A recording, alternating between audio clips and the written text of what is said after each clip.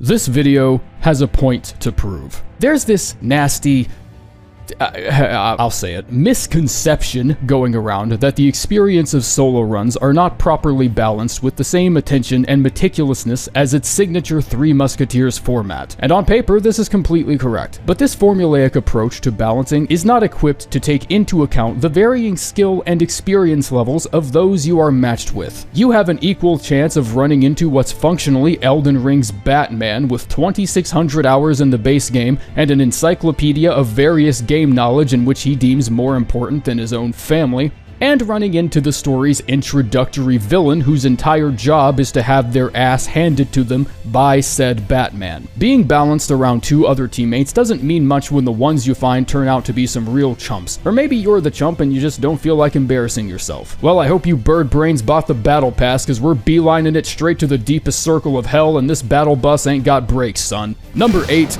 Gaping Jaw. I was 100% expecting this to be a remixed Gaping Dragon fight after I saw the name of the raid, which was then further supported because I got the actual Gaping Dragon as my first night boss, exponentially increasing my disappointment by a numerical factor I'm pretty sure hasn't been discovered yet. And then I saw how nuts his second phase went and I forgot all about it. And then I kicked the shit out of him my very first attempt and it all came back. This boss, it sucks. He's not very difficult. It always feels like it takes a little less to exploit his weakness to poison than it does any other boss. His lightning AoE never covers as much ground as it looks like it does, and just about all of his attacks are incredibly telegraphed to the point of taking real-life emotional damage whenever one connects. You'll get caught out of position by the ground-crawling AoEs every so often, but that's really the only trouble you should ever expect. You may conclude that I'm a moron because I'm mostly using a frost bow here in this footage, and that's because frostbite is his unlisted second weakness. I'm not kidding, deadass procs twice as fast as any other status for no reason, and I don't have the numbers to prove it yet, but if Adel is giving you trouble, just go Iron Eye and turn over the entire map until you find a frostbow. Actually, come to think of it, if you're having trouble with any boss at all, just pick Iron Eye, blast your favorite Skyrim playlist, and thinking about your actions becomes entirely optional for the next 30 minutes. Number 7, Augur.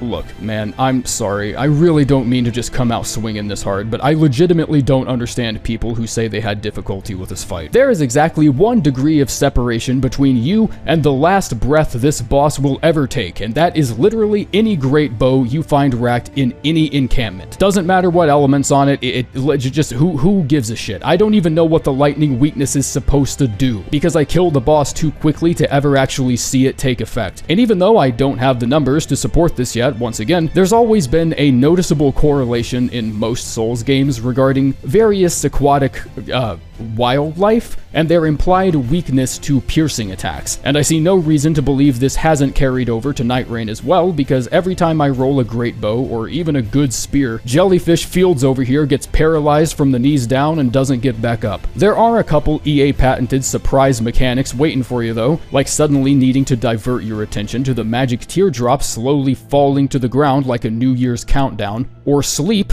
damaging you for some fucking reason. But if that's too bothersome, just keep up your ult and sit on that bitch until you see the boss going all fetal position in the center of the arena and just pop him with it and you should be fine. Like, there's really not a lot of science to this one. Number 6, Tricephalos. Naturally, the first illness you're exposed to has the greatest chance of killing you due to how immune systems work. Well, in this case, that's the opposite because of how the boss is the first. I'm trying to say Gladius is chump shit because you fight him really early. Did that come across? Did that joke land, YouTube? Gladius is the only fight we got access to in the network test, in addition to him being only one of 2 technically mandatory boss fights, the second being the final fucking boss. So most of his tricks and tactics, such as splitting himself into 3 slightly less intimidating doggos, we've already been keenly aware of for a while. Being forced into a 3v1 also loses most of its pressure factor when all 3 of them tend to struggle with basic object permanence just because you aimed the camera away from them. And that weakness is even further exploited with a holy armament, bow, or anything that's actually worth a shit. You could thump this pooch over the head with your stepdad's Bible and it would probably yield more productive results than half your entire entire loadout. So as to say, please, for the love of everything sacred and righteous in this timeline, pay some attention to the boss weaknesses. They didn't just fling them up there for the game to look done. No. Those little icons up in the corner actually mean something. Number 5, Fissure in the Fog. I think part of what contributes to Caligo's difficulty here is the massive amount of health this dragon gains when going at it with a 3-stack. But if I can fully enjoy this boss's cinematic glory without feeling that pressured or troubled by any of the boss's bullshit, I'd say it's really in not that bad of a spot. Even its signature Ice Storm attack during its second phase seems to be relatively countered by just picking Duchess and jackhammering the dodge button until your thumb falls off. There aren't really too many surprises with this one. Even the second phase, as magnificent as the music score is during this part of the fight, isn't really anything more complicated than a flapping of the wings and the dragon just starts glowing blue with the illuminating force of a failing secondhand clothing store, and then just like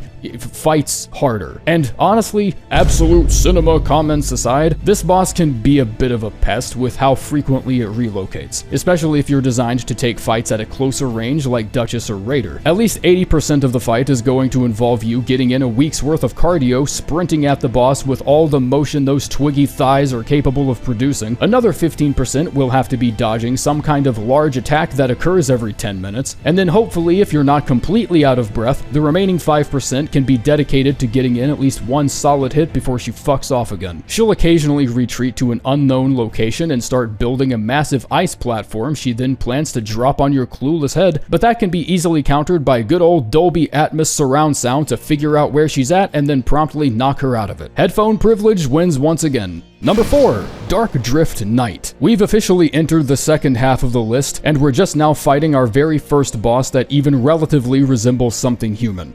Or at least a boss with 2 easily identifiable arms. Augur has an incredibly troublesome habit of just suddenly being right in your face. He's over there, and now he's here, demanding the utmost attention. There's really no safe range in which to engage him since he just has that dog in him and constantly puts pressure on you, demanding that you fight him on his terms. And I think the sooner you accept that, the easier this fight's just gonna be for you. Augur is hard in the same way Crucible Knights are hard. Imposing, hits like a drunk stepdad, only staggers or bleeds when he feels like it, but sink in a good couple of honest practice rounds and get used to his telegraphs and you'll be trying your hardest to remember why you ever had trouble with him. His second phase is a true Udix Gungear patented I was a parasite the whole time reveal and leads to some very unpredictable attack patterns, but it's also like way easier to dodge and play around than I would have thought. I don't really know how to explain this, but I especially feel it during this particular attack right here, where he just flings his corrupted arm around and lactates purple slime all over this nice clean desert, and I just constantly feel like I'm somehow dodging through everything by complete accident. Still, it's a nifty fight that keeps the pressure up and never feels boring.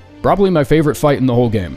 Number 3, Sentient Pest. Now, normally I would say this cockroach is free 99 with a side of fries, but as is to be expected, the game's only Nightlord duo boss gets unsurprisingly merciless when you are the only dickhead around to target. This boss has what I think is one of the most obvious fuck you I win buttons in the entire game that comes directly after their second phase transition, which is kind of like what the Falling Star Beast 3-stage charging attack would look like if you were staring at it through a fucking kaleidoscope. Not only do you have to pay attention to the giant elephant-sized scorpion charging at you at unsafe speeds, but any one of the hundreds of magic projectiles spawned by the moth enemy can take out a huge chunk of your HP, in addition to remembering the inconvenient shotgun of final damage at the very end where the scorpion just burps up a cone of ground spikes that will almost definitely kill you if you made even a single misstep and got nailed by one of the aforementioned magic orbs. And this is coming directly after the first phase of this fight, which could be arguably like the easiest of peasiest of easy modes in the entire game. Sentient Pest is what happens when you get too locked in when making a multiplayer game, and you just throw in the most overstimulating light show you can possibly make without modern GPUs throwing a fit. But because you've got 2 other dudes with a generous revive mechanic built into their own R1s, they'll just assume it's balanced and fine, as long as whoever's being targeted by the drive-by Disney concert just lies down and accepts what's coming. If you're solo, you don't get to use that strategy. The only thing you get is a trip to your medication provider provider and a mildly hilarious explanation on why your ass needs an early Dilantin refill.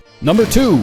The Knight Aspect. Heolster, the final boss, featuring an iteration of the Moonlight Greatsword that actually feels and looks legendary for once. Peer thousands of years into the infinite space of both future and past, while a faceless zombie splits open reality itself and condenses said reality into the palm of his hand, effectively spanking your ass with your own timeline. Heolster has attack chains with varying intensities and speeds that make it hard to accurately read exactly what he's gonna do next. He'll launch into a swift 3-hit combo and then act all, okay, I'm done, please hit me as hard as you can, before spooling up a surprise number 4 he had tucked away in his malnourished tree-like armpit wrinkles. Weird fuck. His second phase is divided into 2 separate sub-phases where he fights solely with the Moonlight Sword, before proceeding to swipe through the very tissues of space-time, disrupting reality itself and turning the entire arena into his own cosmic playground, because a chick with a pocket watch and a drunk with 2 big hammers is apparently just that threatening. Yeah, this really doesn't feel like a measured response, the more I think about it. Yeah, I guess we have someone in our squad who can turn himself into a giant golden bulldog, but does bro really gotta be merging timelines? He's out here opening wormholes and summoning tactical nukes and shit, which I found out by sheer accident can be parried by the Executor,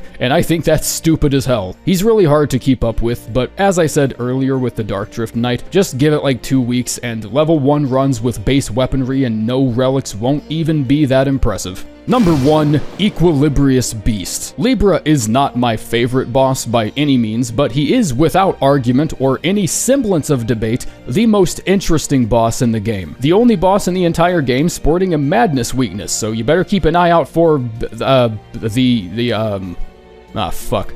There's really not a lot of madness gear in this game. Vike Spear. Try to get Vike Spear. And fucking Frenzy Burst, I guess. Nothing else is really going to help you. Even if you land on Unendurable Frenzy or Flame of Frenzy, the hitbox is so sporadic on it that scoring hits with it on a boss this egregiously mobile feels like trying to aim your piss through the center hole of a DVD. Additionally, this might be the only boss I've ever even fought against in all FromSoft games where choosing the wrong Nightfarer or just choosing the wrong build can actually dick you over, because some of his sigils just decide to spawn like up in the air where you can't reach them. And if you don't have an Iron Eye or a Duchess or somebody with a staff or a bow or any sort of ranged access, then he's getting buffed no matter what, and you are officially so far up shit creek that the boat is starting to deteriorate. This makes Libra the only boss out of the whole selection that becomes objectively unfair when playing solo. I mean, I struggle to nail all the sigils even with teammates at times, because it's just one of the less exciting parts of the fight, and I don't think anyone really gives a shit about it, and it's almost not worth chasing them all down anyways, because the fight doesn't even feel that much harder when he's buffed. He's got this one attack that has him savagely pounding the ground repeatedly with his quarterstaff thing, inflicting lethal amounts of madness to everyone near him in a way that turns the entire boss sequence into an Easter egg hunt. Only instead of marshmallows and chocolate, the eggs contain the final remaining shreds of your sanity. This doesn't even feel like Elden Ring anymore. This would be like if my uncle's 15 years of opioid use materialized into its own living organism and applied to work at FromSoft.